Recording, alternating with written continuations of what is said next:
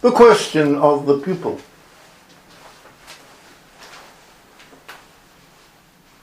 You have told us that there are two completely different teachings associated with the name of G.I. Gurdjieff. But it seems to me you've also said that there are three teachings. Isn't this something of a contradiction? And what do you actually mean by this?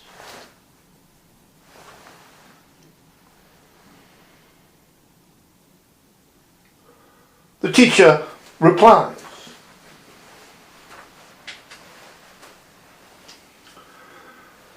I have said that I do not teach Gurdjieff's teaching. I teach my own teaching.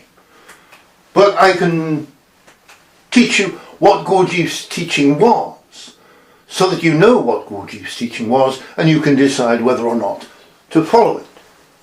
So I'm not teaching Gurdjieff's teaching. First point to make.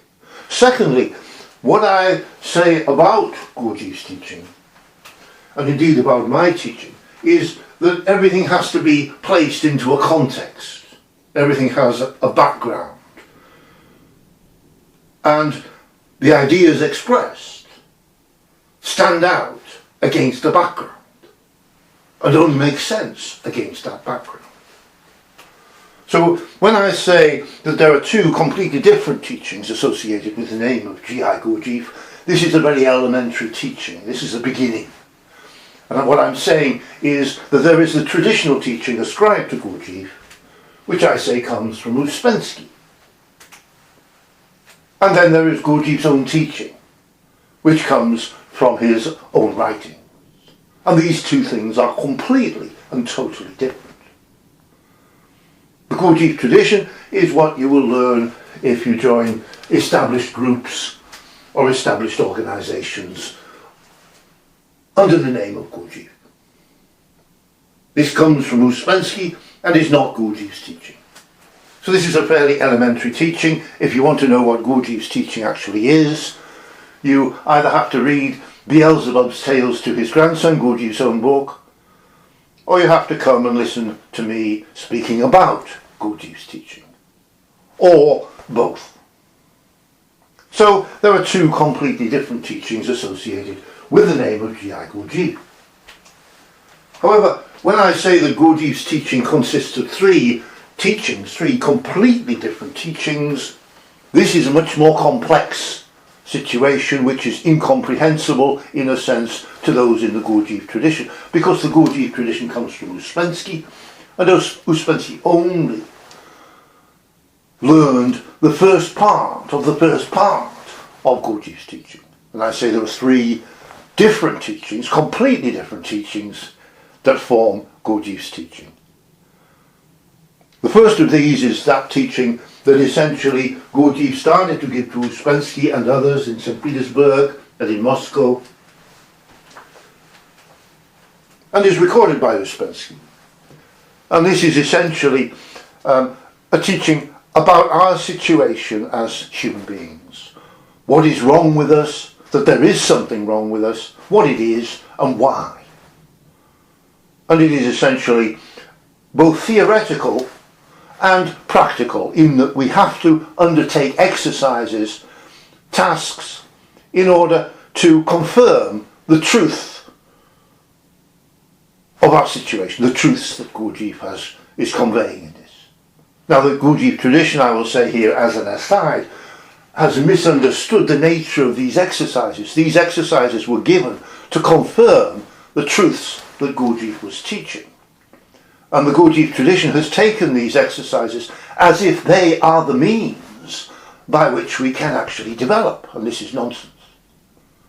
So this is a complete and total shambles, a complete and total misunderstanding, misinterpretation of Gurdjieff and what Gurdjieff said, that comes essentially from Ouspensky.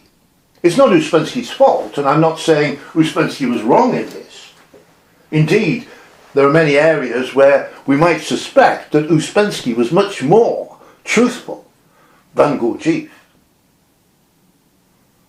But nevertheless, this is the first teaching, and it is essentially a theoretical teaching backed up by practical facts to confirm the theoretical background that Gurdjieff is establishing. Essentially establishing that we are completely abnormal, there is something wrong with us, we're completely abnormal, and the reason is not our fault. It is the machine. There is something wrong with the machine. It's not us as the operator of the machine. We are merely adapting to the fact that the machine does not work properly.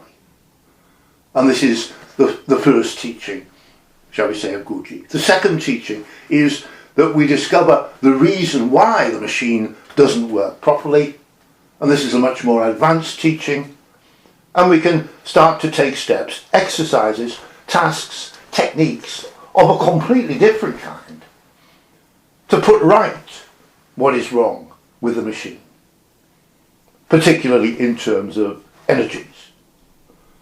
We don't have the energies we should have. There is a break in the chain of energetic production in us, so we fall to a very low energetic level, and we study this fact in the first teaching of Gurdjieff. Therefore, the machine doesn't work as it should, it doesn't have the energy to do so, and we are totally abnormal as a result.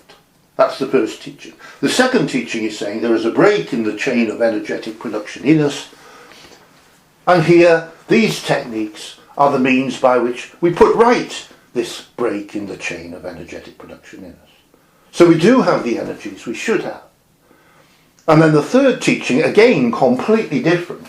We have to adapt, we have to repair, in a sense, the machine. Once we have the energies we should have, we have to repair the machine and rebuild the whole energetic background to our existence, to a normal existence. We need a normal energetic background, and we have to rebuild this, and this is a very difficult task. And of course it's a completely different teaching. So if you followed me so far, you will see that there are three completely different teachings that Gurdjieff was actually teaching. And this is a completely different, a much more advanced picture than the initial statement that I always make when I start these lectures. There are two completely different teachings associated with the name of G.I. Gurdjieff. There is the Gurdjieff tradition coming from Ouspensky, and there is Gurdjieff's own teaching coming from his own book, Beelzebub's Tales to His Grandson. This is an elementary statement, and this is obvious.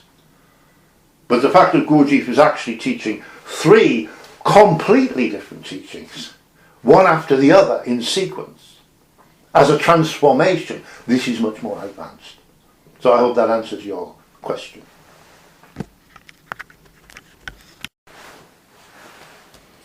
Yes. You make a mistake, a big mistake here, because you are talking about, and you use the words esoteric teaching. This is not an esoteric teaching. Gurdjieff's teaching is not an esoteric teaching. It was published in 1950. This is what I've been saying to you. This is what I'm saying earlier. The book, Ouspensky's book, In Search of the Miraculous, was published in 1950. Anyone can go and buy that book and read it, and they will know what Ouspensky wrote, what Ouspensky was taught, and what Gurdjieff taught Ouspensky. It's very exact, this book.